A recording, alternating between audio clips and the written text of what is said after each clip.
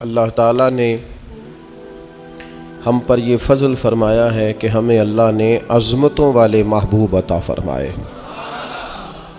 नबी पाक सल्लल्लाहु ताला अलैहि वसल्लम का इल्म भी बड़ा अज़ीम है, हुज़ूर के मोजज़ात भी बड़े अज़ीम हैं, कमालात भी बड़े अज़ीम हैं, फ़ज़ाइल शुमाइल खसाइल।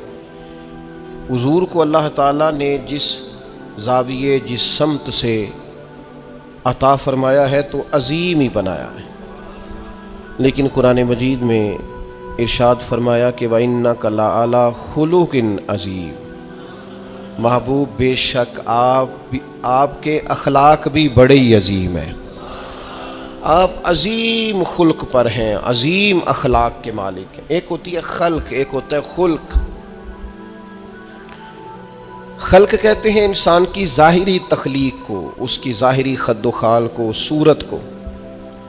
और खुल्क कहते हैं उसके बातनी औसाफ को, उसकी सोच को, उसकी नरम दिली को, उसके अच्छे जज्बात को, उसके खुलूस को, उसकी आजिज़ी को, उसकी मोहब्बत को, उसके लिल्लाहियत को, उसके बातन के अंदर जो लोगों के लिए अच्छे जज्बात होते हैं, इसको खुल्क कहते हैं। अल्लाह ताला ने हुज़ूर को जो खुल्क अता फ़रमाए वो बड़े ही अज़ीम अता फ़रमाए। नबी पाक अलैहिस्सलाम के अखलाक के अंदर जो कमालात थे वो ज़रा इनफरादी थे। हमारा आज जो सबसे बड़ा मसला है वो ना इक़्तिसादी है ना मुआशरती है। हमारा सबसे बड़ा मसला अखलाकी मसला है। कौमें, मिल्लतें, कबीले जब अखलाक छोड़ जाते हैं और जब वज़ादारी छोड़ जाते हैं और जब अज़मत किरदार छोड़ जाते हैं तो वो खुद ब खुद बैक होने लगते हैं, वो पीछे हटने लगते हैं। बहुत सारे लोग बामे उरूज पर होते हैं, आगे निकलते हैं, लेकिन अपनी अखलाकी कमज़ोरियों की वजह से वो पस्तियों की तरफ सफ़र शुरू कर देते हैं। इंसान के लिए सबसे ज़्यादा ज़रूरी ये होता है कि वो अखलाकी मजबूती अपनी तबीयत में पैदा करे। बहुत सारे दोस्त लोगों से प्यार करते हैं, लेकिन बाद में जब वो उनका अखलाकी रवैया देखते हैं तो खुद ब खुद पीछे हट जाते हैं। एक होता है दोस्त का होना, अहबाब का होना, एक अपने करीबी लोग भी, बहन भाई भी और औलाद भी इंसान की अखलाकी कमज़ोरियों की वजह से उससे पीछे हो जाती है। जब तक रवैये में, मिजाज में इखलाकी बुलंदी पाई जाती है। नबी पाक सल्लल्लाहु ताला अलैहि वसल्लम ने फरमाया तुम में से बेहतरीन मुसलमान वो है जिसके अखलाक ज़्यादा अच्छे हैं, जिसकी आदात ज़्यादा उम्दा है, जो अज़मत किरदार का हामिल है। मिजाज में वफ़ादारी होनी चाहिए, मिजाज में खैर खाई होनी चाहिए। इंसान बाज़ लोगों के लफ्ज़ों में आजिज़ी होती है, वैसे वो आजिज़ नहीं होते, मिलते भी झुके हैं, लेकिन वैसे आजिज़ वो कहते हैं मैंने शीशे में उतार लिया है, मैं तेज़ आदमी हूँ, देखा मैंने इसको भी कायल कर लिया है। वो लफ्ज़ों के लिहाज से, झुकाव के लिहाज से आजिज़ होते हैं, फ़ी नफ्स से ही आजिज़ नहीं होते। कुछ लोग जुमले के लिहाज से, उठने बैठने के लिहाज से, आओ भगत के लिहाज से खिदमत गुजार होते हैं, वैसे वो खिदमत गुजार नहीं होते।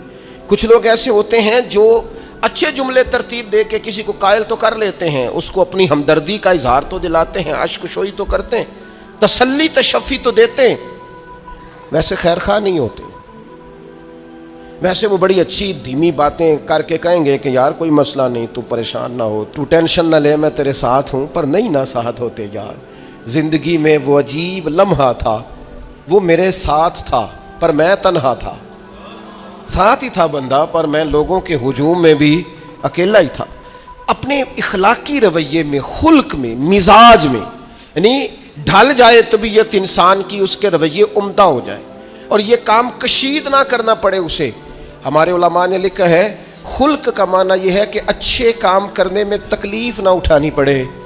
खुल्क का माना यह है कि अच्छे काम खुद ब खुद बंदे से होने शुरू हो जाए, वो खुद ब खुद अच्छे कामों की तरफ उसकी तबीयत मायल हो जाए, तवज्जो हो जाए, उसका मिजाज बन जाए।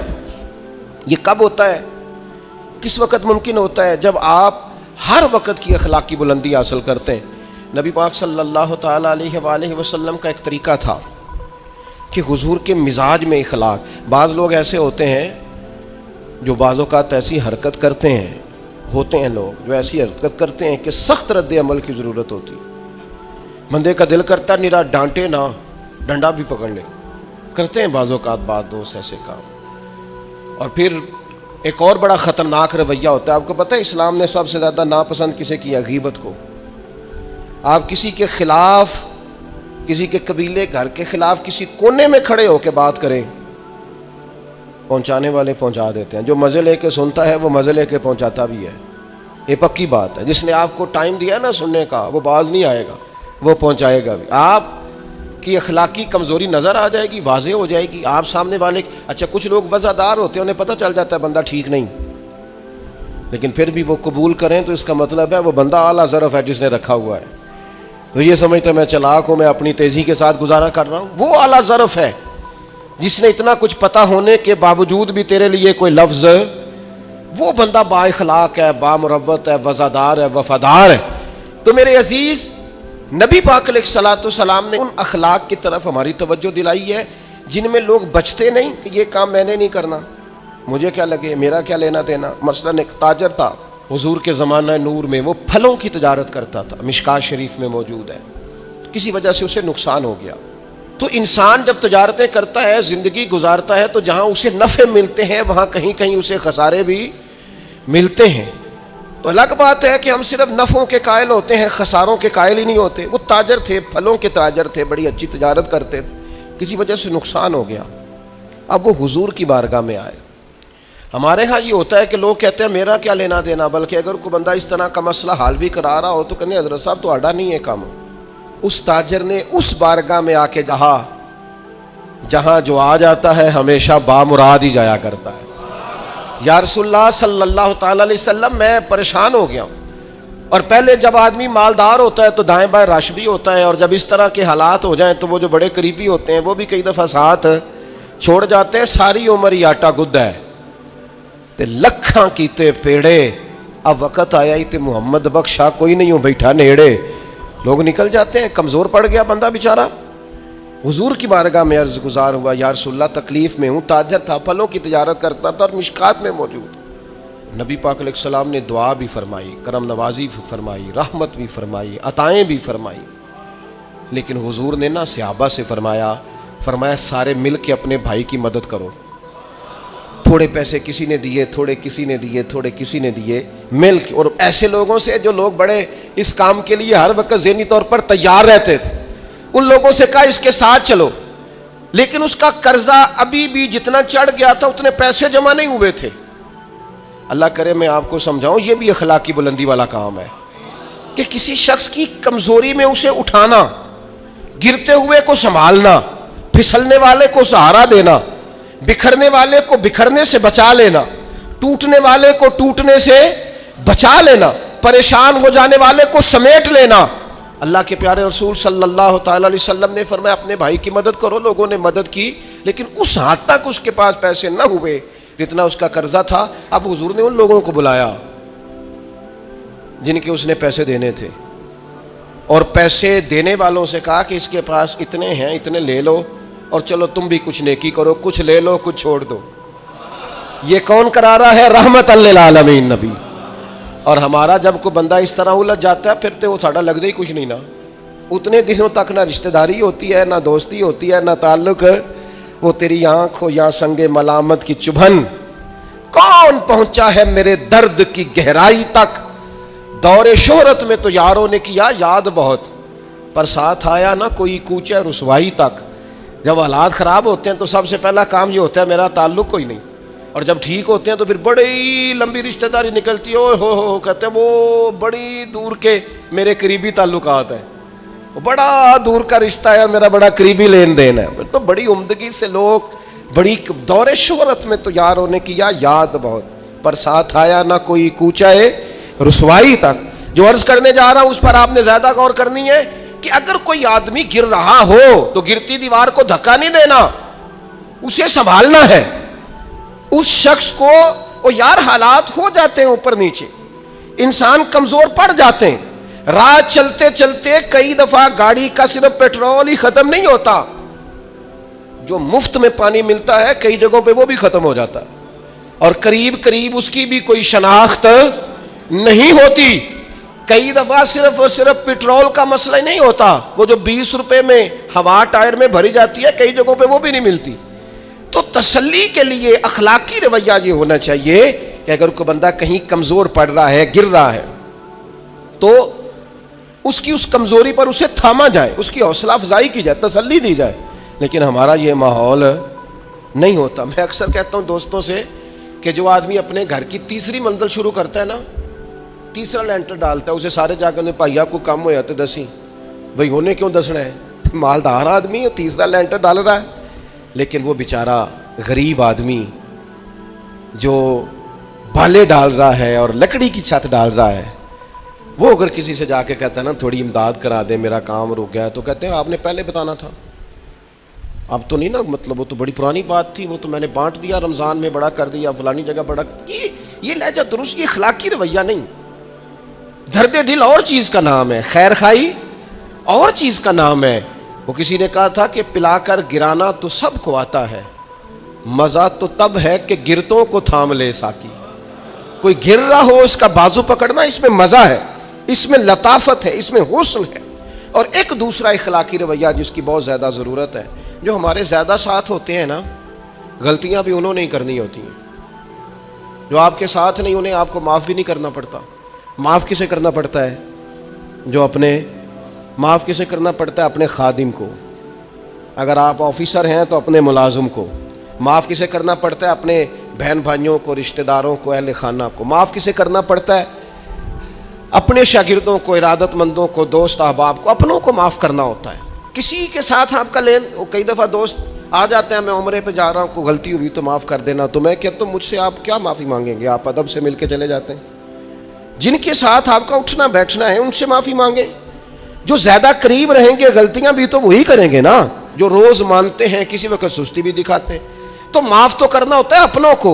एक ख़ास बात करूँ आपसे, बेटियों को माफ़ नहीं करना पड़ता, माफ़ बहू को करना पड़ता है। करके तो देखो ना यार। एक मेयार है बेटी के लिए, वो ब्याह के किसी जगह गई है, उसकी शिकायत आई है, तो हमारा जवाब ये है कि अभी बच्ची है, सीखते सीखते सीख जाएगी। ये जवाब बनाए बहू के लिए। अगर वो गलती करे, उसकी सास शिकायत करे, उसका खामन शिकायत करे, तो ये बहू के लिए बोलें कि अभी बच्ची है, सीखते सीखते। ये बहू के लिए बात करें कि बच्ची है, सीखते सीखते। ये बहू के लिए ज़रूरत है इसकी। बेटी के लिए तो इसकी ज़रूरत, बेटी गलती करे तो उसके वकील बन जाते हैं। सारी जिंदगी सास ससुर अपनी बेटी के वकील रहते हैं और अपनी बहू के जज बने रहते हैं। इसके लिए फैसले सुनाते हो, उसकी वकालत करते हो, ये बेटी नहीं किसी की, इसके जज बन गए हो, इसके हक में फैसलों का ऐलान है, उसके लिए वकालतों का ऐलान है। 6 मानादार। मुसलमान का ये अखलाकी रवैया नहीं होता। नबी पाक अलैहिस्सलाम ने हमें सबक दिया है, जो करीब रहने वाले हैं उन्हें ही तो माफ करना है, दूसरे को तो माफ करना ही नहीं पड़ता। अपनों को ही तो माफी की जरूरत होती है, चूंकि अपनों ने साथ रहना है। हजरत अनस बिन मालिक रदी अल्लाह ताला अन्हु ये बड़े खुश नसीब खुशबख्त इंसान है। कहते मेरी अम्मा खुद मुझे हुजूर की बारगाह में छोड़ गई थी कि या रसूलल्लाह ये आपकी खिदमत करेगा। कहते मैंने 10 साल हुजूर की नौकरी की है, नबी पाक ने कभी ओफ भी नहीं कहा। बल्कि बुखारी मुस्लिम में एक अनोखी बात मौजूद है। फरमाते हैं मुझे एक दिन हुजूर ने फरमाया जा ये काम करके आ। कहते मेरे दिल में यही था कि फौरन जाऊंगा। इसी तरह लफ्ज मौजूद है, मेरे दिल में था जाऊंगा करके आऊंगा। हुजूर ने फरमाया करके आ, दिल में पक्का इरादा था जाऊंगा, लेकिन अपनी जुबान से मैंने कहा हुजूर मैंने कोई नहीं जाना। ये क्यों बात की? ये जरा लाड के साथ की, ये जरा नाज के साथ की, ये जरा ना मोहब्बत के साथ की, ये जरा हुजूर जो प्यार करते थे ना, उस प्यार को सामने, हुजूर मैंने नहीं जाना। तो कहते हैं हुजूर थपकी दे के, ये गुलाम से बात हो रही, हुजूर फरमाने लगे चल ना, तुझे कहा है ना जा करके आ। कहते मैं चला गया, इसी इरादे से गया था जाऊंगा, लेकिन रास्ते में जब मैं गया तो बच्चे खेल रहे थे, मैंने भी खेलना शुरू कर दिया। खेल रहा हूँ, देर हो गई। हुजूर ने भेजा था किसी काम। अब जब ज्यादा देर हुई तो करीम घर से निकले, और जब हुजूर ने मुझे दूर से देखा और मुझे करीम के आने का पता चला, तो अब मैं डरा। अब मेरा अंदाज बड़ा जुदागाना हो गया, क्योंकि हुजूर ने भेजा था। ये तो खादम की बात है ना।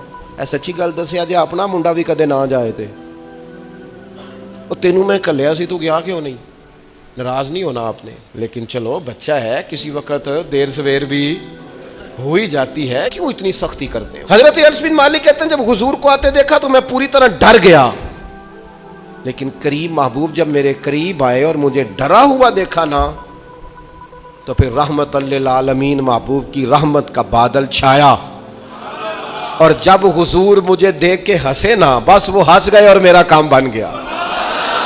बस करीम थोड़ी देर हुई, एक आया कालियां जुल्फा वाला, एवी दो कड़ियां मेरे मन विच रुकिया ते कर गया नूर उजाला। बात बन गई, बात तबीयत ठंडी हो गई। तो हुजूर फरमाने लगे मैंने कहा था जाओ, गए नहीं। अब जब हुजूर मुस्कुरा गए तो बात ही खत्म हो गई। या रसूलल्लाह सल्लल्लाहु अलैहि वसल्लम जाने लगा हूं। तो हुजूर ने फिर शुरू से बात शुरू कर दी, हुजूर जाने लगा हूं। फरमाया जा दौड़ के आ, फिर जो कहा था वो करके आ। लेकिन वो बीच में जो देर हुई थी, वो जो लेट हुई थी और जो मैं कह के आया था मैंने नहीं जाना, हुजूर ने उस बात पर मुझसे कोई सख्ती नहीं की। मेरे अजीज, अपनों ने तो गलती करनी है, माफ़ किसको करना है? अपनों को। लेकिन हमने बाहर सारी दुनिया को माफ़ कर दिया है, अपनों को हम माफ़ करने को तैयार नहीं। अपनों को माफ़ करना है, अपनों से दर को। और फिर आप अगर कोई दीनी तारुफ रखते हैं, आप नमाजी हैं, आप हाजी साहब हैं, आप बुजुर्ग हैं, आप शेख हैं, तो फिर तो आपके अखलाक में और ज़्यादा वुसअत होनी चाहिए। जैसे जैसे बंदे की उम्रें बढ़ते जाए ना, वैसे वैसे उसे मीठा होना चाहिए, कड़वा नहीं होना चाहिए। जैसे जैसे उसकी तस्बीह बढ़ती जाए वैसे वैसे उसका लहजा भी वसी होना चाहिए। उसके मिजाज के अंदर दीनी अगर आप तारुफ रखते हैं तो फिर तो आपको, मैं आपसे अर्ज़ करूं, मैं कई दफ़ा दोस्तों से शिकवा करता हूं, मैं कहता हूं यार हम तो जो कहना चाहते हैं वो भी नहीं कह सकते। हम तो सोना चाहते हैं, ढब से सो नहीं सकते, ढूंढते फिरते हैं जगह मिले कोई आराम करने को। क्यों? इसलिए कि दीनी तारुफ रखते हैं। आपने वो दावा ही नहीं करना था, यहां ते चिट्टी चादर ला देना कुड़िए ते पैन फकीरां दी लोई, चिट्टी चादर ते फिर दाग लगेंदा ही ते लोई नु दाग ना कोई। जब आपका दावा है कि हमने काम करना है और बड़ी ऊपर वाली सतह पे करना है, तो फिर आप आराम ढूंढते फिरें, फिर आप करार ढूंढते फिरें। तो ये तो दो बातें हो गई। एक बात करनी पड़ेगी, दीनी तारुफ रखने वाले आदमी ने अगर उसने दीन सिखाना है अपने बच्चों को, अपने घर वालों को, तो हुस्ने अखलाक से सिखाएगा। वो अगर डंडा पकड़ ले हर वक्त, सख्ती भी करें जहां जरूरत हो, लेकिन अगर उसका लहजा ही हमेशा के लिए तल्ख हो जाएगा तो वो कभी भी दीन सिखाने में कामयाब। इंसान बहुत सारे दीनी गलतियां करते हैं। मैं बहुत सारे लोगों को देखता हूँ वो इस तरह तनकीद कर रहे होते हैं जैसे उन्होंने पहले इसे पूरा दर्स निज़ामी पढ़ाया है, उसूल पढ़ाए हैं, तो अब गलती कर रहा है तो तनकीद कर रहे हैं। भाई आम आदमी है, इससे गलती होगी। बड़ी अहम बात भी, बहुत बड़ा आदमी बुनियादी बात से भी किसी वक्त नाआशना हो सकता है, लेकिन आपके लहजे में सख्ती है, आप बात करते हैं तो तलख करते हैं, आपसे कोई दीनी कलाम किया जाता है तो आप सख्त हैं। दीनी लोगों को चाहिए कि वो दीन सिखाएं तो उसमें बहुत ज़्यादा अखलाक का ख्याल रखें। गलतियां करेंगे लोग, अगर आप आलिम हैं और आपके पास कोई दीनी मालूमात है तो फिर आपको उसकी खूबसूरती का भी पता होना चाहिए। आपने हज़रत मुआविया बिन हकम रदी अल्लाह ताला अन्हु कहते हैं मैंने हुजूर की मस्जिद शरीफ में नमाज पढ़ी तो एक शख्स को ना छींक आई, ये भी बुखारी मुस्लिम में मौजूद, तो मैंने नमाज में कह दिया यरहमुकल्लाह, ये छींक आने का जवाब होता है, मैंने ये नमाज में कह दिया। तो बहुत सारे लोग मुझे घूरने लग गए, कुछ ने अपने हाथ भी मारे जानू पर कि ये क्या कर रहे हो, नमाज में बोल रहे हो। फरमाते हैं नमाज मुकम्मल हुई और ये लफ्ज़ है हज़रत मुआविया बिन हकम रदी अल्लाह ताला अन्हु के, फरमाने लगे कसम अल्लाह की मैंने हुजूर से बेहतर समझाने वाला ना पहले कभी देखा है ना बाद में कभी देखा। फरमाते हैं ना हुजूर ने मुझे मारा ना डांटा, बल्कि जिस तरह एक बच्चे को गोया ट्रीट किया जाता है, समझाया जाता है। हुजूर फरमाने लगे अल्लाह के बंदे नमाज में कोई और बात नहीं करनी चाहिए, सिर्फ अल्लाह की तस्बीह पढ़नी चाहिए, उसके अस्मा का जिक्र करना चाहिए या कुरान पाक पढ़ना चाहिए। नमाज में कोई और कलाम करने की इजाजत नहीं है। हमारे यहाँ लोग दीनी मसला समझाते हैं तो इतना उनके मिजाज में तलखी होती है, बाज़ौक़ात इल्ला माशाअल्लाह। कुछ लोगों की तबीयत इतनी करख्त होती है, बच्चा नमाज पढ़ रहा है और हाजी साहब उसके साथ खड़े नमाज पढ़ रहे हैं, लेकिन वो उसको खड़ा कर रहे हैं तो यूं कंधे से हिला कर, तेनों आज तक नहीं पता नमाज है कि ये आप दीन सिखा रहे हैं। ये अखलाकी रवैया दीन सिखाने का, ये लब लहजा दीन सिखाने का। कतन ऐसा कोई काम न करें। मैं तो ये मदारस के साथिदा से भी कहता रहता हूँ, मैं कहता हूँ नबी पाक ने कभी किसी को नहीं मारा। आप बच्चों को डांटें, करें कुछ, लेकिन वो रवैया आप इख्तियार ना करें जिसकी दीन इजाजत नहीं देता। तो अखलाकियात में इन चीज़ों का ज़रूर ख्याल करें। एक रवायत और अर्ज़ कर दूँ आपको। हज़रत जाबिर इब्न अब्दुल्लाह रज़ी अल्लाह तआला अन्हु फरमाते हैं, मेरे वालिद उहुद में शहीद हो गए थे, मेरे ज़िम्मे बहनों का बोझ भी था और कर्ज़ा भी था। अल्लाह के महबूब अलैहिस्सलाम ना मुख्तलिफ़ तरीक़ों से मुख्तलिफ़ अंदाज में मेरे ऊपर करम नवाजियाँ फरमाते। नवाजने का तरीक़ा, आप ना किसी को नवाजें बहाने बहाने से।